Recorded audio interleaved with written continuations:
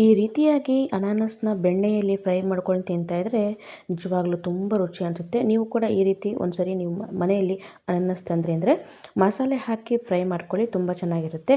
ಅದು ಸ್ವಲ್ಪ ಎಳೆಯ ಅನಾನಸ್ ಆದರೂ ಚೆನ್ನಾಗಿರುತ್ತೆ. ನಾನು ತುಂಬ ಹಣ್ಣಾಗಿರುವಂಥ ಅನಾನಸ್ನ ತೊಗೊಂಡಿದ್ದೀನಿ.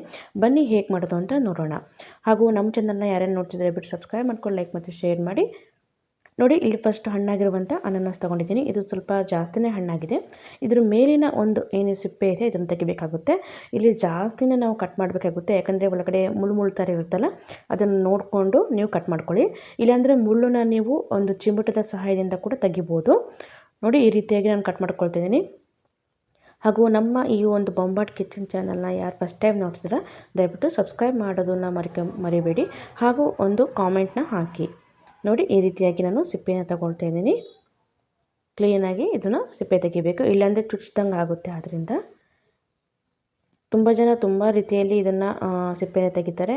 ನಿಮಗೆ ಯಾವ ರೀತಿ ಈಸಿ ಆಗುತ್ತೆ ಆ ರೀತಿಯಲ್ಲಿ ನೀವು ಸಿಪ್ಪೆನ ತಗೊಳ್ಳಿ. ನಾನು ಮೀಡಿಯಮ್ಮಾಗಿ ಈ ರೀತಿ ತೆಗಿತಾ ಇದ್ದೀನಿ, ಯಾಕಂದರೆ ತುಂಬ ವೇಸ್ಟ್ ಆಗುತ್ತೆ ನಮಗೆ ಅನಾನಸಲ್ಲಿ. ಯಾಕಂದರೆ ಈ ಮುಳ್ಳುಗಳಿರುತ್ತಲ್ಲ, ಅದು ತುಂಬ ಒಳಗಡೆ ಹೋಗಿರುತ್ತೆ.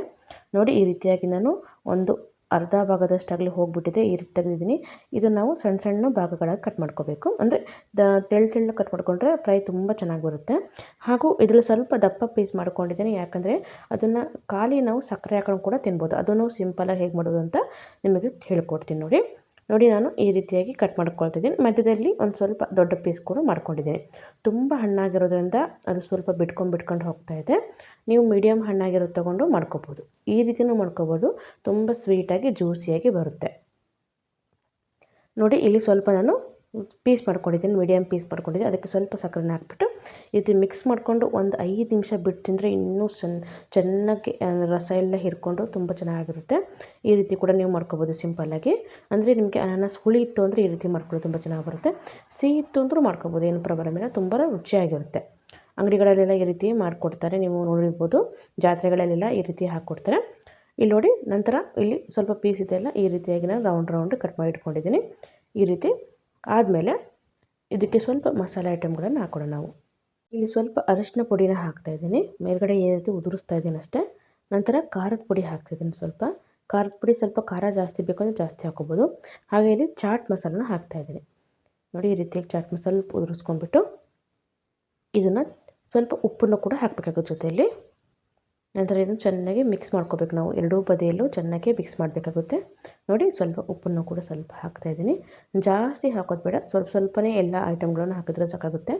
ಈಗ ಕೈಯಿಂದನೇ ಸ್ವಲ್ಪ ಕ್ಲೀನಾಗಿ ಇದನ್ನು ಸವರಬೇಕು. ಹಿಂದೆ ಮುಂದೆ ಎಲ್ಲ ಸ್ವಲ್ಪ ಚೆನ್ನಾಗಿ ಮಸಾಲೆಗಳನ್ನು ಸವರ್ಬಿಟ್ಟು, ನೋಡಿ, ಈ ರೀತಿ ನಾನು ನಿಧಾನಕ್ಕೆ ಸವರ್ಕೊಳ್ತಾ ಇದ್ದೀನಿ.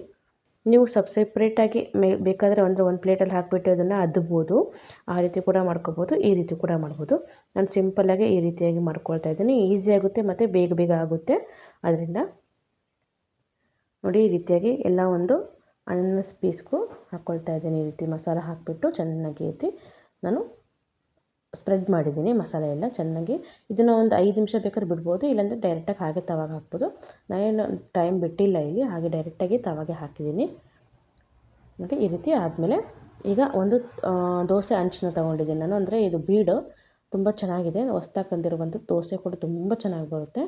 ನೋಡಿ, ಇದಕ್ಕೆ ಸ್ವಲ್ಪ ನಾನು ಬಟರ್ನ ಹಾಕ್ತಾಯಿದ್ದೆ, ಅಂದರೆ ಬೆಣ್ಣೆನ ಹಾಕ್ತಾಯಿದ್ದೀನಿ. ಎಣ್ಣೆಕ್ಕಿಂತ ಬೆಣ್ಣೆ ತುಂಬ ಚೆನ್ನಾಗಿ ಬರುತ್ತೆ. ಬೆಣ್ಣೆ ಇಲ್ಲಾಂದರೆ ತುಪ್ಪ ಹಾಕ್ಕೊಳ್ಳಿ, ತುಂಬ ಚೆನ್ನಾಗಿ ಬರುತ್ತೆ. ಎಣ್ಣೆಕ್ಕಿಂತ ತುಪ್ಪ ಮತ್ತು ಬೆಣ್ಣೆ ತುಂಬ ರುಚಿ ಕೊಡುತ್ತೆ. ನೋಡಿ, ಈ ರೀತಿ ಸ್ವಲ್ಪ ಬೆಣ್ಣೆನ ಹಾಕಿಬಿಟ್ಟು ಇದು ಸ್ಪ್ರೆಡ್ ಮಾಡ್ತಾಯಿದ್ದೀನಿ. ಅಂಚು ಚೆನ್ನಾಗಿ ಕಾದಿದೆ. ನಂತರ ಇದು ಸ್ಪ್ರೆಡ್ ಮಾಡಿಬಿಟ್ಟು ಇದಕ್ಕೆ ನಾನು ಮಸಾಲೆ ಹಾಕಿಟ್ಟಿರುವಂತಹ ಅನಾನಸ್ನ ಇಲ್ಲಿ ಇಡ್ತಾ ಹೋಗ್ತಾಯಿದ್ದೀನಿ. ನೋಡಿ, ಈಗ ಒಂದೊಂದೇ ಅನಾನಸ್ ಪೀಸ್ನ ಇಡಿ.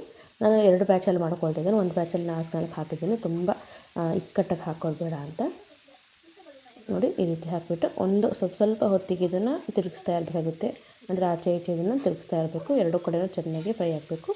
ಆವಾಗ ನೀವು ತಿಂತಾಯಿದ್ರೆ ಎಷ್ಟು ಜ್ಯೂಸಿಯಾಗಿ ಒಂದು ಬೆಣ್ಣೆ ವಾಸನೆ ಎಷ್ಟು ಚೆನ್ನಾಗಿ ಬರುತ್ತೆ ಗೊತ್ತಾ. ನಿಮಗೆ ಬೇಕಾದರೆ 1-2 ಪೀಸ್ ಮಾಡಿ ನೋಡ್ಕೊಳ್ಳಿ, ನಿಜವಾಗ್ಲೂ ಇಷ್ಟಪಟ್ಟು ತಿಂತಾರೆ. ಅನಾನಸ್ ಇಷ್ಟ ಇಲ್ಲ ಅನ್ನೋರು ಕೂಡ ಈ ರೀತಿ ಮಾಡಿದ್ರೆ ತುಂಬಾ ಚೆನ್ನಾಗಿರುತ್ತೆ.